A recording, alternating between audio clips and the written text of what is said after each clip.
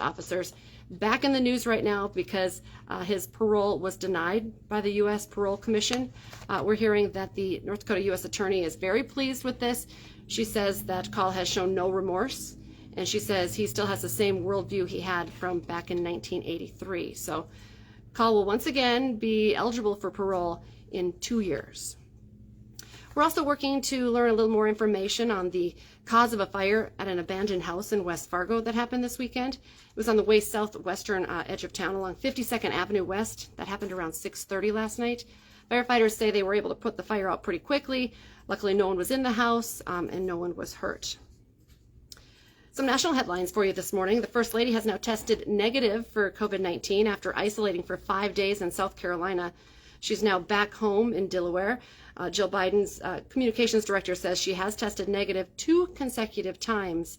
So now she is moving back on to, where was she? She was at a private residence where she actually had been vacationing with family when she tested positive, and now she can go back home to Delaware. So there's an update there. This is also kind of a big headline nationally as well. Monkeypox has now been identified for the first time in someone under 18 years old. This case in the state of New York. It's the 3rd case the CDC has identified since last month. The CDC is now saying the monkeypox vaccine will be made available for children through some special expanded protocols. TikTok. You know someone who's on TikTok if you're not on TikTok yourself. New research now claims that every keystroke made by users of TikTok can actually be tracked within the web browser that's being used. This is actually coming out of the New York Times. They're reporting that the capability to track is actually embedded within the app browser when an outside link is clicked.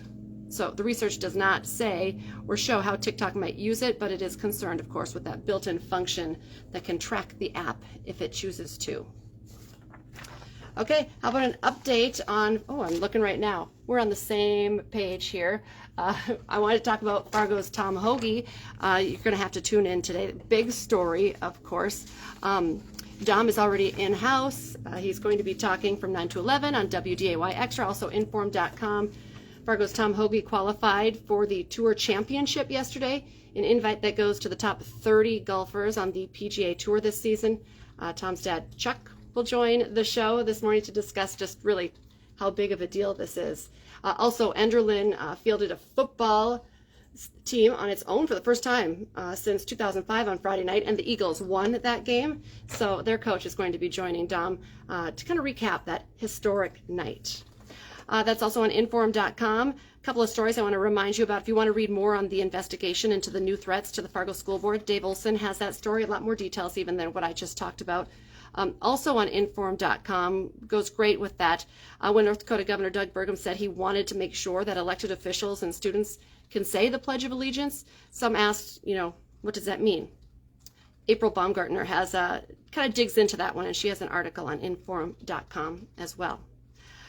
Okay, remember, you can get an all-access pass to InForum.com. If you don't already have it, you should. The first 3 months you can get just for 99 cents a month.